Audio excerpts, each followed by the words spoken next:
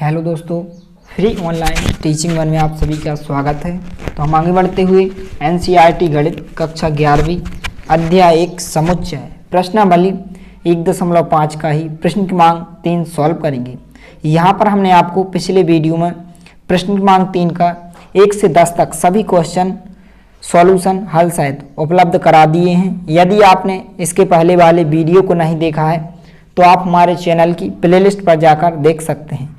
इस वीडियो में यहाँ पर हम प्रश्न क्रमांक 3 का 11वां क्वेश्चन और प्रश्न क्रमांक 4 सॉल्व करेंगे। तो सबसे पहले यहाँ पर हम प्रश्न क्रमांक 3 का 11वां क्वेश्चन सॉल्व करेंगे। तो यहाँ पर प्रश्न क्रमांक 3 है कि प्राकृतिक संख्याओं के समुच्चय को सार्वत्रिक समुच्चय मानते हुए निम्नलिखित समुच्चय के पूरक लिखिए। यहाँ पर आपको सभी समुच्चयों के पूरक ज्ञात करने हैं। तो सबसे पहले यहाँ पर हम जो भी यहाँ पर यूनिवर्सल सेट यानी कि सार्वत्रिक समुच्चय दिया गया है, सबसे पहले यहाँ पर हम लिखेंगे। तो यहाँ पर हम लिखें हल सार्वत्रिक समुच्चय को हम कैपिटल यू से प्रदर्शित करते हैं। तो यहाँ पर इसमें कौन कौन सी अवयव होंगे, सभी प्राकृतिक संख्याओं का समुच्चय दिया गया है। तो चाहे तो आप इस प्रकार से लिख सकते हैं कि प्राकृतिक संख्याओं का समुच्चय, या फिर आप इस प्रकार से लिख सकते हैं 1 2 3 4 5 6 7, इस प्रकार से आपकी अनंत तक संख्या होंगी। यहाँ पर हमने डेड डैश लगा दिया। अब इसके बाद यहाँ पर हमें 11वें क्वेश्चन को सॉल्व करना है। तो सबसे पहले इसको हम सबसे पहले रोस्टर रूप में परिवर्तित करेंगे और इसको किसी भी सममूल के बराबर यहाँ पर हम मान सकते हैं। जैसे यहाँ पर हमने लिखा हल, सबसे पहले इसको हमने भी सममूल के बराबर माना। अब यहाँ पर सबसे पहले हम इसको रोस्टर रूप में परिवर्तित करेंगे। तो यहाँ पर क्वेश्चन में दिया गया है कि x सच दैट x अवयव तो है n से, प्राकृतिक संख्याओं से अवयव दिए गए और 2x + 1 बड़ा है 10 से। तो यहाँ पर सबसे पहले हम इसको सॉल्व करेंगे और यहाँ से हम x का मान निकालेंगे। तो यहाँ पर इसको आपको रफ में सॉल्व करना है। तो यहाँ पर हमने लिखा 2x + 1 बड़ा होगा 10 से।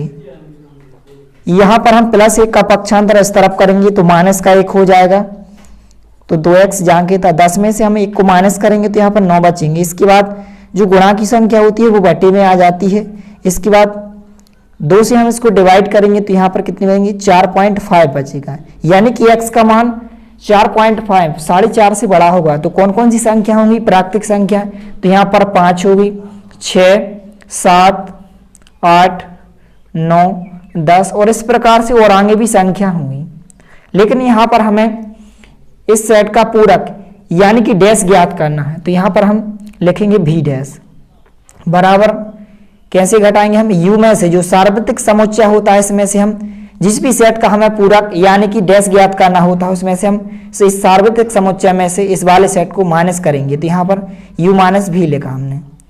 तो यहाँ पर u यहाँ पर प्राकृतिक संख्याओं का समुच्चय दिया गया, लेकिन भी में कौन कौन सी अवयव है, 5 से लेके आगे तक की संख्या है। तो यहाँ पर कौन कौन सी अवयव बचेंगे यहाँ पर, तो यहाँ पर आप देख सकते हैं कि 5 6 से लेके आगे तक की संख्या इसमें से माइनस हो जाएंगी, तो केवल 1 से लेके 4 तक की संख्या बचेंगी। तो यहाँ पर हम लिखेंगे 1 2 3 4।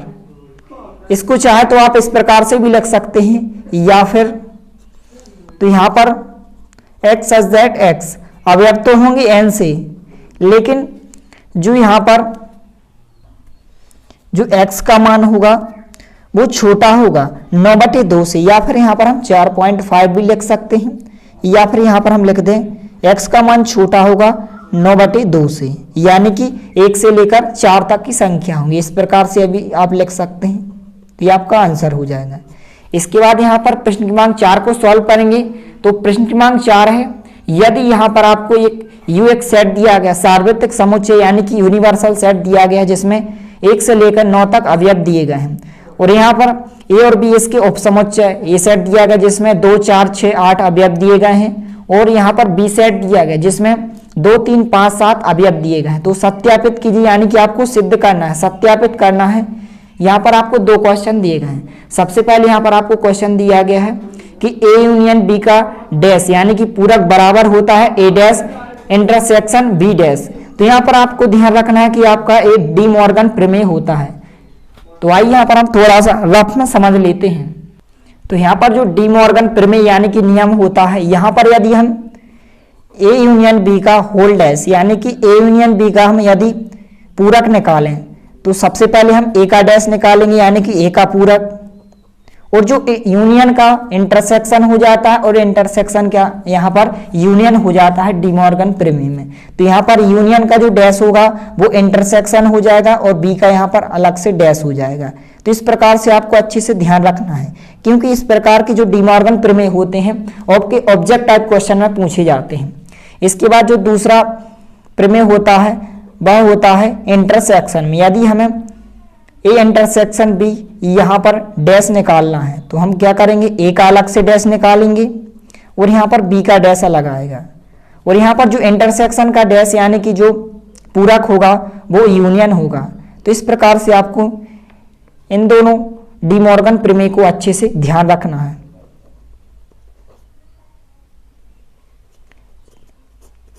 यही प्रमेय यहाँ पर हमें क्वेश्चन में सिद्ध करने के लिए पूछे गए हैं, सत्यापित करने के लिए। तो सबसे पहले हम पहले क्वेश्चन को सॉल्व करेंगे। तो यहाँ पर पहला क्वेश्चन दिया गया है कि ए यूनियन बी का होल डैश, यानी कि ए यूनियन बी का यदि पूरक निकाला जाए तो वो है होता है ए डैश इंटरसेक्शन बी डैश। तो सबसे पहले हम यहाँ पर आपको दो पक्ष दिए गए हैं LHS और RHS, बायां पक्ष और दायां पक्ष। सबसे पहले यहाँ पर हम LHS को सॉल्व करेंगे, इसके बाद यहाँ पर हम RHS को सॉल्व करेंगे। तो सबसे पहले यहाँ पर हम लिखेंगे हल, जो भी क्वेश्चन दिया गया है उस क्वेश्चन को यहाँ पर हम लिखेंगे। ए यूनियन बी का डैश बराबर होता है ए डैश इंटरसेक्शन बी डैश। यहाँ पर सबसे पहले हम LHS को सॉल्व करेंगे यानी कि बाएं पक्ष को। तो यहाँ पर हम LHS वाले पद को लिखेंगे। तो यहाँ पर LHS क्या है, ए यूनियन बी का होल डैश। तो यहाँ पर जब भी हम किसी भी सेट का पूरक निकालते हैं तो यू में से हम ए यूनियन बी का माइनस करेंगे। यहाँ पर हम ए यूनियन बी को माइनस करेंगे इस यू वाले यानी कि यूनिवर्सल सेट में से। तो सबसे पहले यहाँ पर हम यू वाले सेट को लिखेंगे। यू वाले सेट में 1 से लेकर 9 तक अवयव दिए गए हैं यहाँ पर।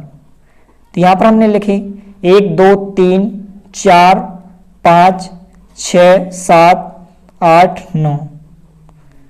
अब इसमें से हमें माइनस करना है ए यूनियन बी, यानी कि ए और बी को सबसे पहले हम यूनियन निकालेंगे। तो यूनियन हम कैसे निकालते हैं, दोनों सेटों के अवयवों को एक साथ लिखेंगे और किसी भी सेट को हम रिपीट नहीं करेंगे, दोबारा नहीं लिखेंगे। तो यहाँ पर ए यूनियन बी लिखेंगे। यहाँ पर कौन कौन से अवयव आएंगे, यहाँ पर 2 आएंगे, 4 6 8।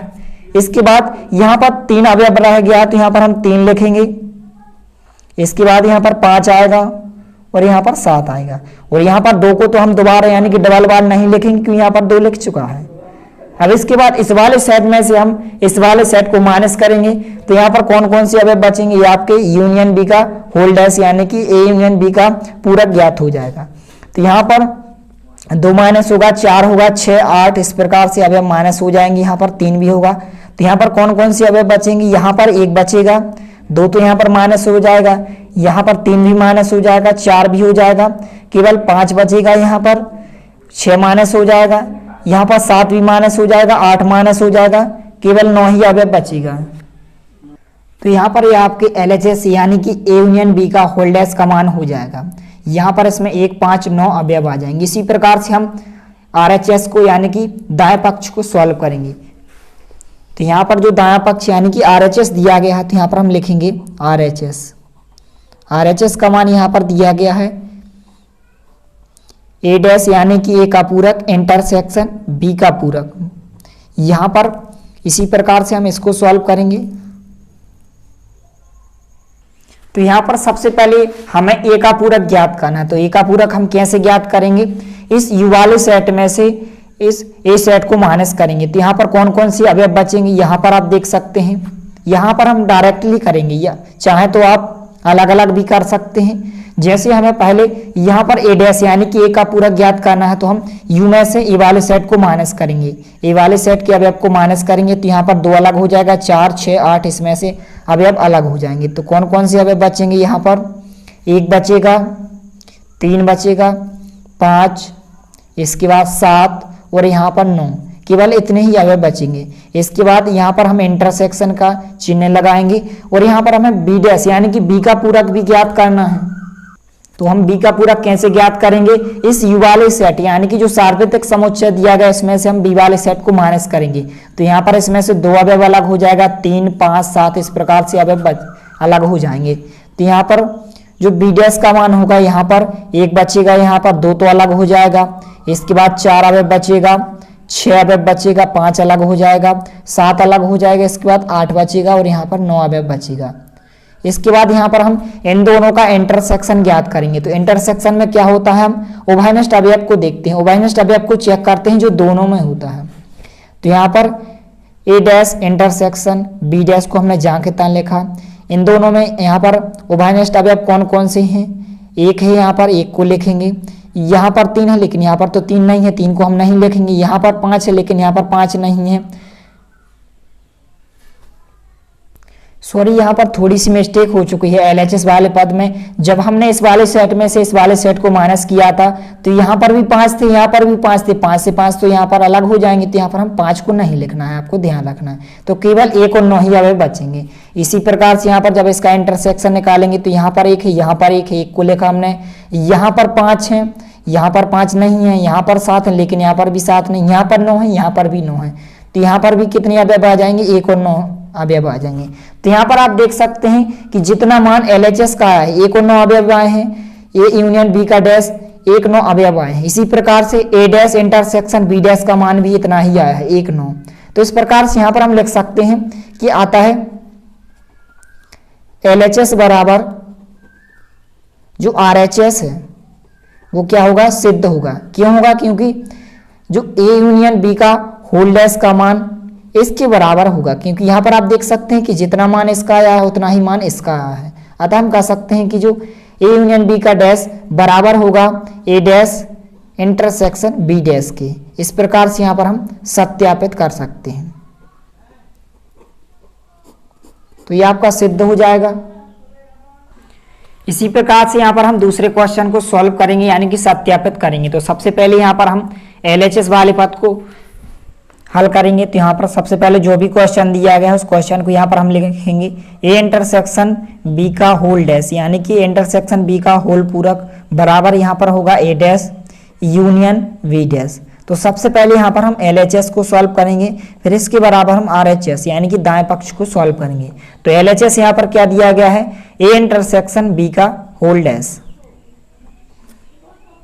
तो यहाँ पर सबसे पहले यहाँ पर हमें ए इंटरसेक्शन बी का मान चाहिए। तो यहाँ पर ए इंटरसेक्शन बी का होल डैश यानी कि पूरक हम कैसे ज्ञात करेंगे, यू में से हम यदि ए इंटरसेक्शन बी को माइनस कर दें तो इस प्रकार से यहाँ पर हम ए इंटरसेक्शन बी का डैश यानी कि पूरक ज्ञात कर सकते हैं।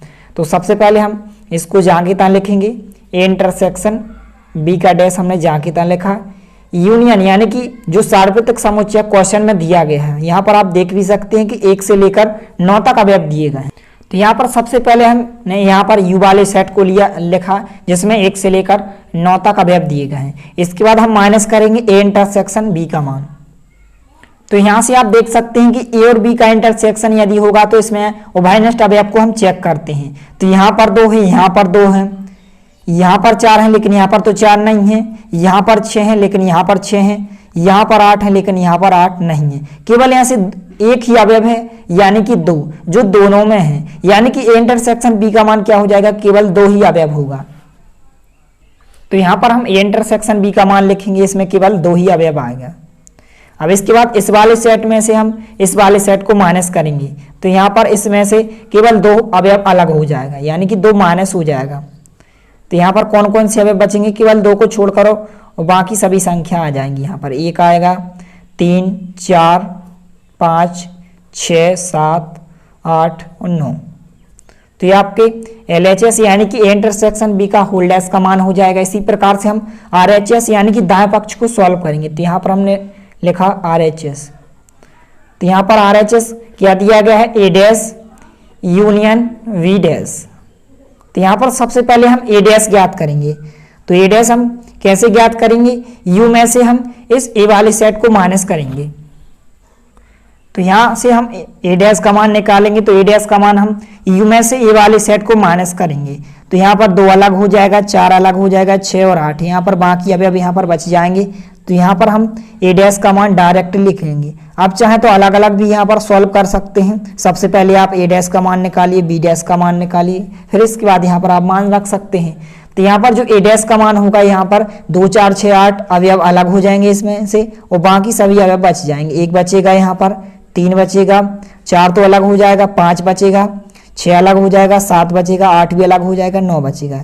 केवल यहाँ पर 5 अवयव बचेंगे। इसके बाद यहाँ पर हमें यूनियन का चिन्ह लगाना है, तो यहाँ पर हमें यूनियन लिखा। इसके बाद बी डैश का मान ज्ञात करना, बी का पूरक ज्ञात करना है। तो हम इस यू वाले सेट को यानी कि सार्वत्रिक समुच्चय में से बी वाले सेट को माइनस करेंगे। तो यहाँ पर 2 अलग हो जाएगा, 3 अलग हो जाएगा, 5 7 और बाकी सभी अवयव बचेंगे। तो यहाँ पर कौन कौन से अवयव बचेंगे, यहाँ पर हम लिखेंगे। यहाँ पर 2 तो अलग हो जाएगा, 3 भी अलग हो जाएगा, यहाँ पर 4 बचेगा, 5 अलग हो जाएगा, यहाँ पर 6 बचेगा, इसके बाद 7 अलग हो जाएगा, 8 बचेगा और 9 बचेगा। अब इसके बाद यहाँ पर हमें इन दोनों सेटों का यहाँ पर यूनियन ज्ञात करना। तो हमें यूनियन कैसे ज्ञात करते हैं, सबसे पहले हमने इसको जहाँ कितना लिखा ए डैश यूनियन बी डैश। तो यूनियन हम कैसे ज्ञात करते हैं, 2 सेटों का, दोनों सेटों के अवयवों को हम एक साथ लिख देते हैं और किसी भी सेट को यहाँ पर हम रिपीट नहीं करते हैं, दोबारा नहीं लिखते हैं। तो यहाँ पर सबसे पहले 1 आएगा, इसके बाद 3 आएगा, 4 आएगा, क्रमशः भी आप लिख सकते हैं या फिर आप आगे पीछे भी लिख सकते हैं, कोई दिक्कत नहीं है यहाँ पर। इसके बाद यहाँ पर हम 5 लिखेंगे, 6, इसके बाद 7 आएगा, 8 आएगा, इसके बाद 9 आएगा। यहाँ पर हमने 1 को एक ही बार लिखा है। किसी भी अवयव को आपको ध्यान रखना है कि दोबारा यानी कि रिपीट नहीं करना है। तो यहाँ पर आप देख सकते हैं कि LHS का मान जितना आया है उतना ही यहाँ पर RHS का मान आया है। यहाँ पर 1 है, यहाँ पर भी 1 है, यहाँ पर 3 है, यहाँ पर 3 है, यहाँ पर 4 है, यहाँ पर भी 4 है, यहाँ पर 5 है, यहाँ पर 5 है, यहाँ पर 6 है, यहाँ पर भी 6 है, यहाँ पर 7 है, यहाँ पर भी 7 है, यहाँ पर 8 है, यहाँ पर भी 8, यहाँ पर 9 है। LHS वाले सेट के सभी अवयव RHS वाले सेट से यहाँ पर मैच कर रहे हैं, यानी कि LHS का मान RHS के बराबर है। अतः हम कह सकते हैं LHS बराबर RHS होगा, LHS बराबर RHS। इसलिए यहाँ पर जो A इंटरसेक्शन B का होल पूरक यानी कि A इंटरसेक्शन B का डैश बराबर होगा इस वाले A dash union B dash के बराबर होगा। इस प्रकार से आपका सत्यापित हो जाएगा। तो इस प्रकार का आपका कोई भी क्वेश्चन आ जाए, आपको इसी विधि से, इसी मेथड से सॉल्व करना है। तो इस प्रकार से आपको इन दोनों क्वेश्चन को अच्छे से तैयार कर लेना है, क्योंकि यह आपके बोर्ड एग्जाम के लिए बहुत ही महत्वपूर्ण क्वेश्चन है। यदि वीडियो पसंद आए तो प्लीज़ लाइक कीजिए, दोस्तों के साथ शेयर कीजिए, और यदि आपने हमारे चैनल को सब्सक्राइब नहीं किया है तो प्लीज़ सब्सक्राइब कीजिए। धन्यवाद।